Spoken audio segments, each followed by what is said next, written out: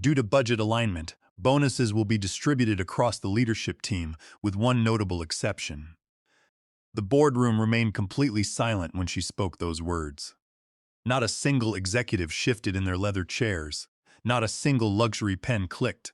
The sentence simply hung in the chilled air of the glass boardroom, sharp and unforgiving. It was exactly 16:12 hours. I remember the exact time because the large digital clock was mounted directly behind the chief financial officer. Evelyn Vance delivered the news with a voice that was perfectly steady, heavily rehearsed, and completely devoid of any human empathy. She stated that they appreciated everyone's hard work this quarter, but unfortunately, not all roles fell within the new incentive structure. She did not even bother to say my name out loud. She did not have to say it. I was the only person sitting at that long mahogany table who was not currently looking down at a printed compensation sheet, simply because mine did not have a monetary figure printed next to it. My name is Nathaniel Brooks. I am 54 years old, and at that very moment I served as the Senior Director of Operations at a technology logistics company that had just posted its highest quarterly revenue in corporate history. It was a record-breaking financial quarter. It was the kind of massive success that prompts the Chief Executive Officer to send out company-wide congratulatory emails. It was the kind of massive success that makes industry headlines and builds legendary corporate careers. And somehow, despite my vital role, I was the only executive in that glass boardroom who did not qualify for a financial bonus. To my immediate left, Spencer Cole calmly adjusted his expensive silver cufflinks.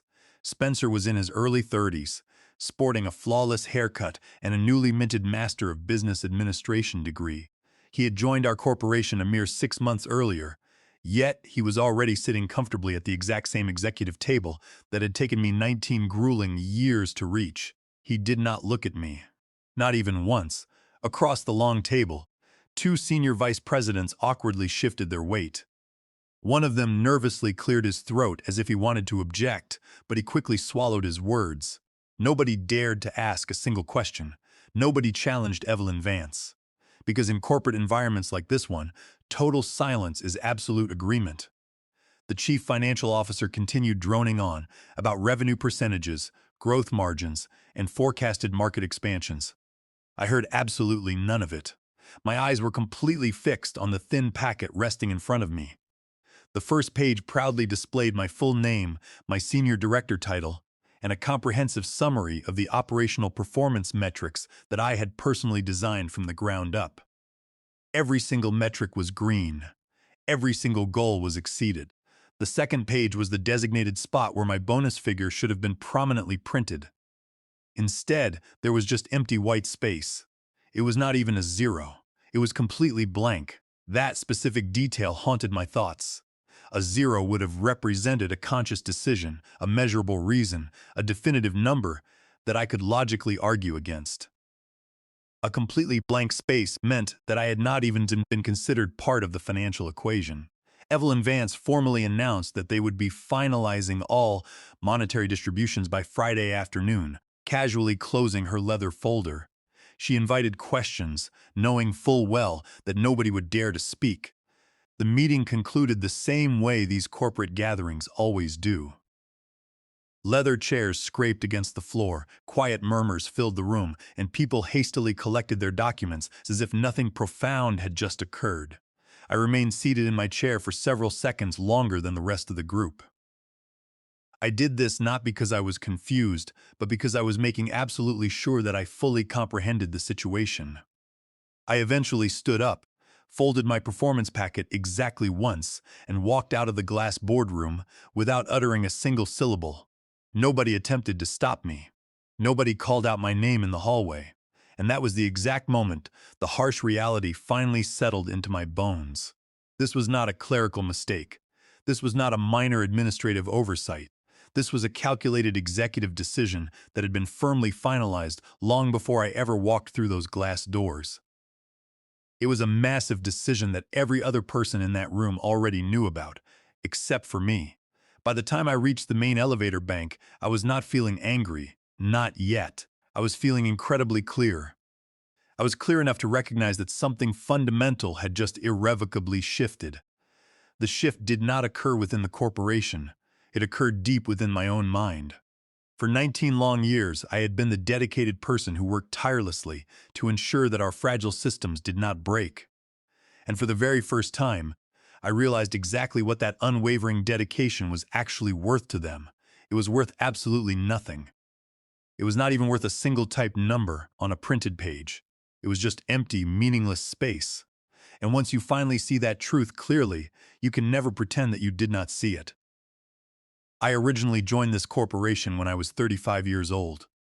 Back in those early days, it was certainly not the kind of prestigious workplace that people bragged about at dinner parties.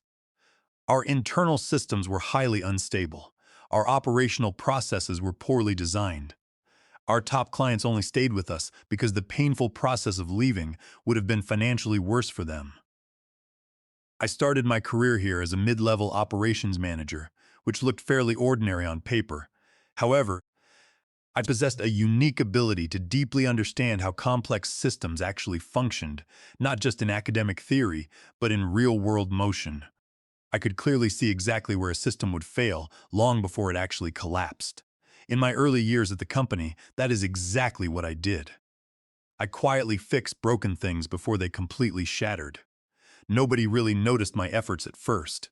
That is simply the nature of preventative operational work. When a massive system does not fail, it does not make any loud noise. But as the long years passed, the corporate leadership started heavily relying on my quiet stability. The client projects grew significantly larger. The digital systems became incredibly complex. And somewhere along that exhausting journey, I stopped merely fixing small problems and started building the massive foundational structure that prevented those problems from ever occurring. I did not accomplish this massive feat entirely alone, but I was always the specific person they frantically called when a system stopped making sense. They called me at 2 in the morning. They called me on weekends. They called me during major holidays. There was one particularly brutal year, roughly my 7th year at the company, when a massive international client almost terminated their contract over a catastrophic data logic issue that had been slowly building for months. Nobody in the engineering department could trace the root cause. Nobody could logically explain it.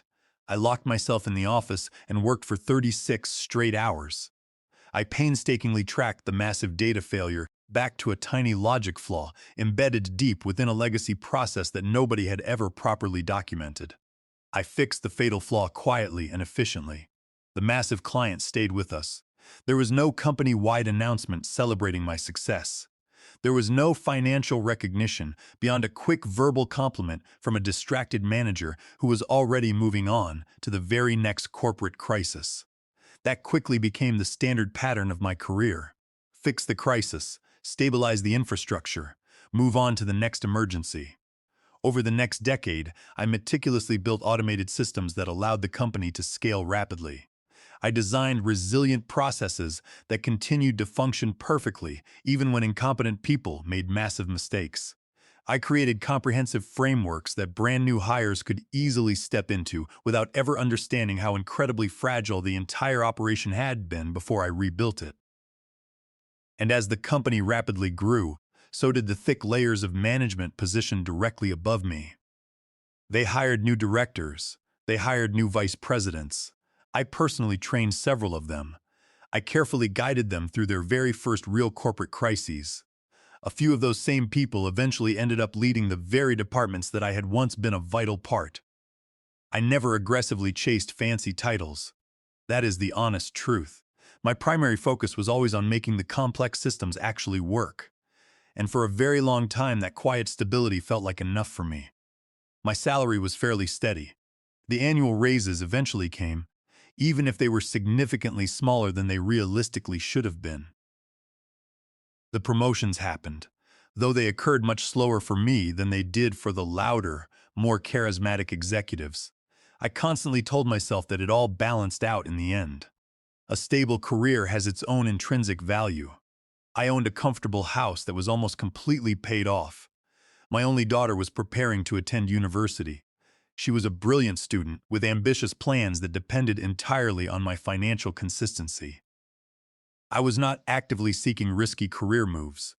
I was simply protecting the comfortable life I had carefully built. But there was another vital element to my work, something I rarely discussed, even with myself.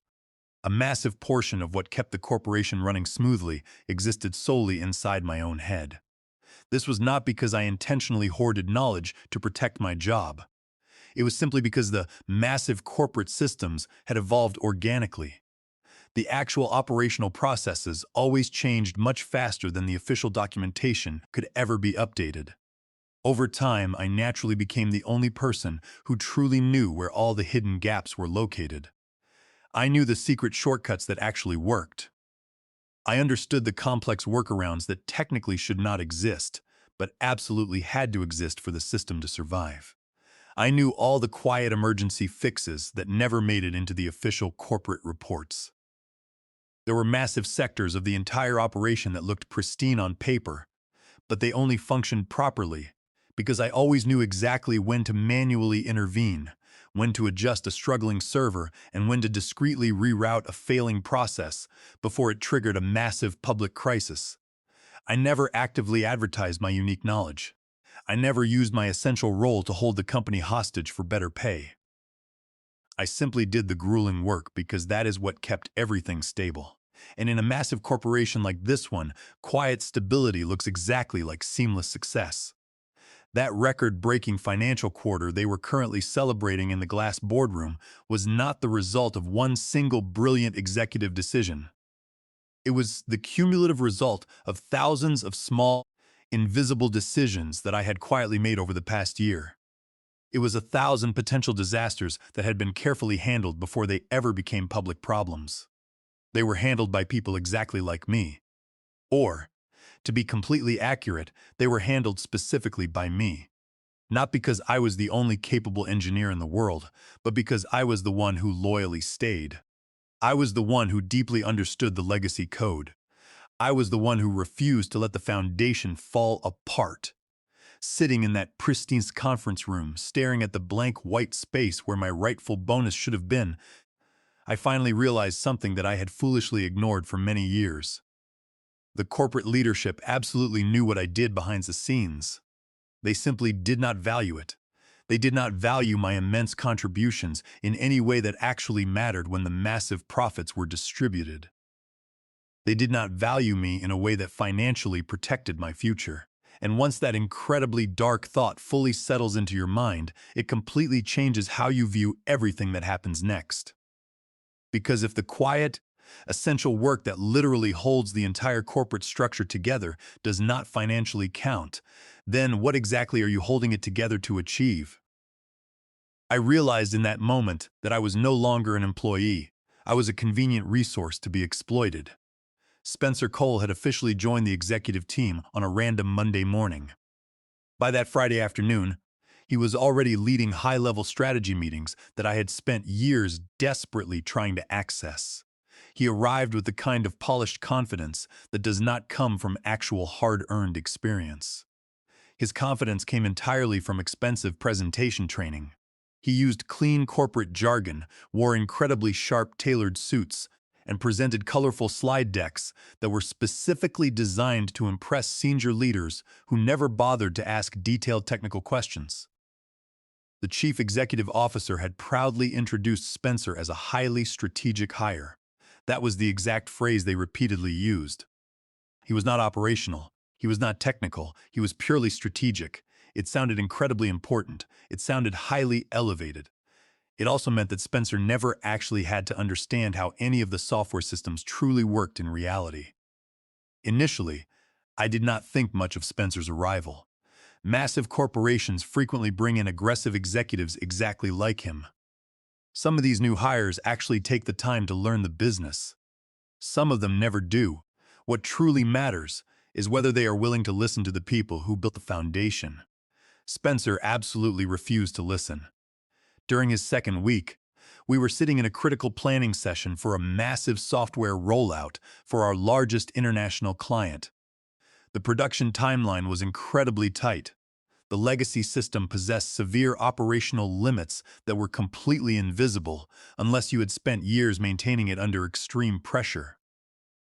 I calmly began to explain exactly where the technical risks were located. Spencer casually nodded his head, offered a condescending smile, and allowed me to finish speaking. Then, Spencer confidently turned to the rest of the executive room and smoothly declared that what I was supposedly getting at was that the company needed to be significantly more proactive in aligning operational capacity with projected market demand. The entire room immediately nodded in enthusiastic agreement.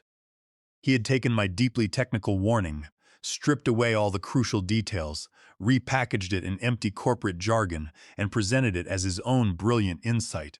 I chose not to correct him in front of the others. There seemed to be no point. That is simply how these toxic corporate dynamics operate. The credit always flows toward the person with the most polished delivery, regardless of who actually originated the idea. But Spencer's blatant intellectual theft did not stop there. Several weeks later, during another high-stakes leadership meeting, I accurately pointed out a fatal logical flaw in a newly proposed system change. It was a seemingly small detail, but I knew it would inevitably create massive data bottlenecks once the client transaction volume increased during the busy season. Spencer casually leaned back in his expensive chair, steepled his fingers, and patronizingly announced that he felt we were getting entirely too deep in the weeds. He insisted that the leadership team needed to remain focused on the larger strategic picture. Too deep in the weeds. That was Spencer's polite way of telling the room that my deeply technical concerns did not belong in an executive meeting. The fundamental problem was that those exact weeds were where the catastrophic failures always originated. If you choose to ignore those weeds for long enough, they stop being small annoyances. They rapidly transform into incredibly expensive corporate disasters. However, the rest of the executives in the room completely sided with Spencer. That was the most painful part of the experience. They agreed with him simply because he spoke with unearned confidence. They agreed with him because he utilized the trendy corporate vocabulary. They agreed with him because the senior leadership had already predetermined that Spencer was the shining future of the company. I was forced to watch this agonizing transition happen in slow motion. My official job description did not change on paper. My formal title remained exactly the same. But within those critical executive meetings, my professional voice began to carry significantly less weight. Crucial ideas that I carefully presented required explicit validation from someone exactly like Spencer before the senior team would even consider taking them seriously. Valid technical concerns that I raised were quickly dismissed as mere operational caution. Meanwhile, Spencer's ideas were universally praised as brilliant, forward-thinking strategies, even when his strategies were built entirely upon faulty assumptions that blatantly contradicted our operational reality. There was one specific planning meeting that made my new reality painfully clear. We were intensely discussing a massive server migration that would impact multiple Tier 1 clients. I had personally witnessed what happened when this exact type of migration was pushed too quickly in the past. I carefully explained the severe risks. My explanation was simple, factual, and direct. Spencer offered his signature condescending nod and stated that while he understood my minor concerns, he firmly believed we were vastly underestimating our own ability to adapt to technical challenges in real time. The entire room enthusiastically agreed with his hollow optimism. 2 days after that meeting, Spencer confidently presented a slightly revised version of the exact same migration plan. The revised plan miraculously included all of my technical safety measures, but they were cleverly framed under completely different terminology. He now referred to it as a holistically balanced deployment approach, and this time his plan was unanimously approved by the executive board. That was the defining moment when I stopped viewing Spencer's behavior as mere coincidence. It was a calculated pattern of professional theft. The actual substance of my work was never the problem. The core issue was positioning. And Spencer Cole had already been aggressively positioned by the chief executive officer to take full credit for my entire department. The devastating bonus meeting made perfect sense in hindsight. It was never just about saving money. It was about defining who the corporation truly believed was driving financial value. The executive board had collectively decided that Spencer was the valuable asset, and I was merely a replaceable utility. I was not being actively fired. I was simply being shoved into the shadows. They did it quietly and cleanly. They executed their plan in a highly passive-aggressive manner that completely avoided any direct confrontation. It was just a subtle shift in executive attention. It was a subtle shift in corporate language. It was a subtle shift in determining whose voice actually mattered. And the more intently I watched this dynamic unfold, the clearer the brutal truth became. This toxic situation was no longer about operational performance. It was entirely about corporate perception, and the corporate perception in that glass building had already been permanently decided. I was completely invisible to them. A critical system alert arrived on my phone at exactly 11:43 at night. It was the exact same harsh tone I had heard thousands of times before. It was the same monitoring system.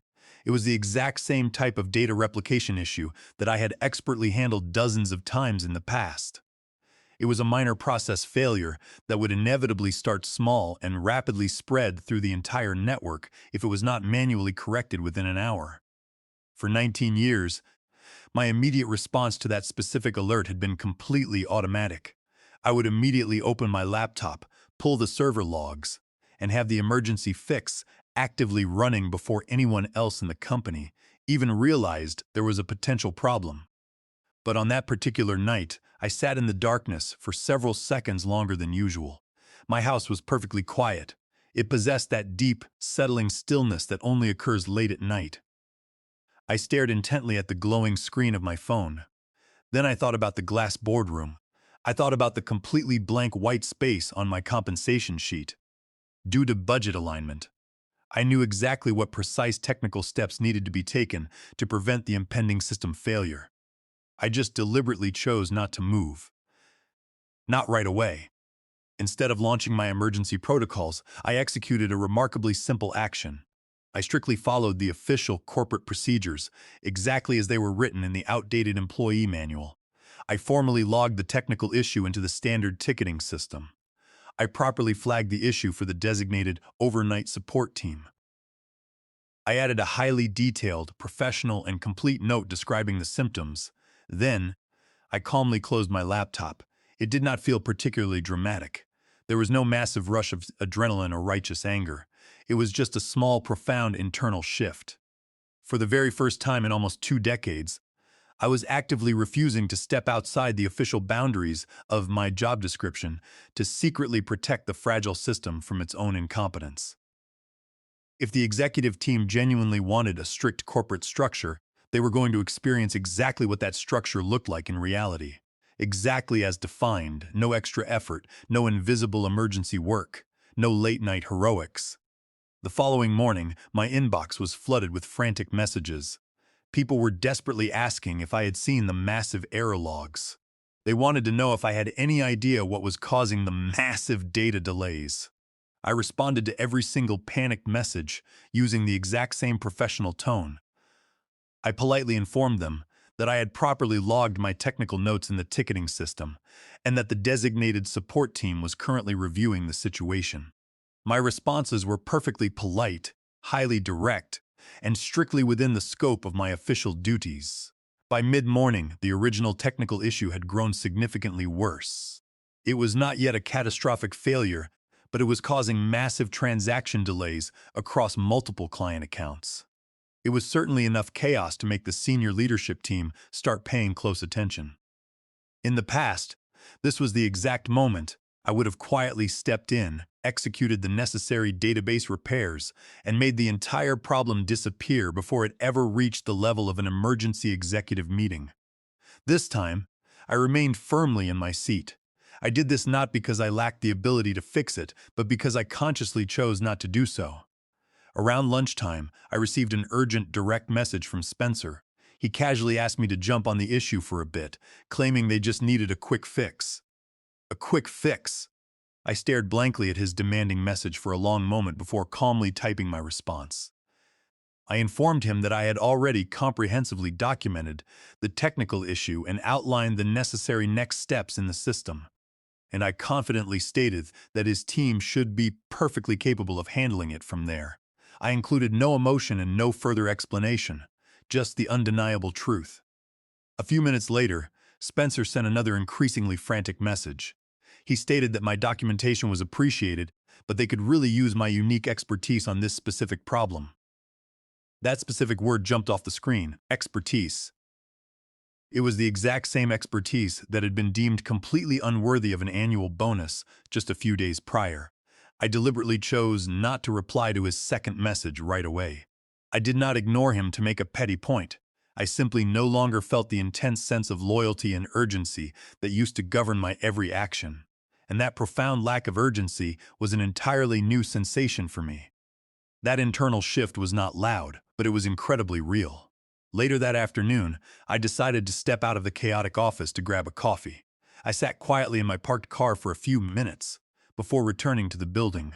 Suddenly, my personal phone buzzed with a new message. The message was from a name I had not seen in several years. It was Bradley Quinn. Bradley and I had worked very closely together many years ago, before he left our corporation to accept a senior position at a major competitor. He was an incredibly smart engineer who understood complex systems exactly the same way that I did. His unexpected message was surprisingly simple. He mentioned that he had heard things were going well for me over at the old company and casually asked if I would be open to having a private conversation. I carefully read his brief message twice. I read it multiple times, not because I misunderstood his intentions, but because the timing felt incredibly surreal. I had spent 19 dedicated years in one place, and I had never once seriously considered leaving. There had certainly been other casual offers over the years, brief conversations with various recruiters, but nothing that ever made me truly contemplate walking away from the massive infrastructure I had personally built. But this specific message felt entirely different. Perhaps it was because of the humiliating boardroom meeting. Perhaps it was because of that aggressively blank space on my performance review. Or perhaps it was simply because, for the very first time in my career, I was no longer entirely sure what I was actually staying to protect. I did not reply to Bradley right away. I just sat there in the quiet isolation of my car, holding the phone in my hand with the engine turned off, deeply contemplating how incredibly fast a situation can change when you finally stop doing exactly what everyone expects you to do. When I eventually walked back into the bustling office, the severe technical issue from the previous night was still dominating the conversation. Significantly more executives were involved now, demanding answers to increasingly angry questions and applying immense pressure on the overwhelmed engineering team. And for the very first time, I was calmly watching the chaos unfold from the outside. I was not completely detached from the situation, but I was fundamentally no longer responsible for solving it. That was the invisible boundary line I had drawn, and once I crossed it, I knew with absolute certainty that there was no going back to the way things used to be, because the broken corporate system had not magically changed. I had changed. The initial warning signs of systemic failure were not particularly dramatic. There were no loud alarms echoing through the hallways. There were no immediate emergency board meetings. It was just a slow accumulation of small technical issues that did not quite align properly. A massive client report was delayed by several crucial hours. A complex data process that used to run flawlessly in the background now required constant manual intervention. Frantic emails began circulating with concerning phrases, like "just following up on this delay," and "we really need to flag this critical error early." I easily noticed these minor cracks forming right away. I noticed them not because I was actively searching for failure, but because I had spent almost 2 decades making absolutely sure those exact types of problems never materialized. The original database issue from that first fateful night never actually disappeared cleanly. The inexperienced support team had applied a clumsy patch that left behind a trail of small data inconsistencies. It was not nearly enough damage to trigger a full system audit, but it was certainly enough to create severe operational friction. In the past, I would have immediately stepped in, smoothed out the rough edges, adjusted a database query here, and discreetly rerouted a workflow there. I specialized in those quiet, essential fixes, but this time I stubbornly refused. I strictly maintained my newly defined role. I politely answered technical questions when explicitly asked, and I provided accurate documentation when formally requested. But I did not lift a single finger to go beyond my official duties.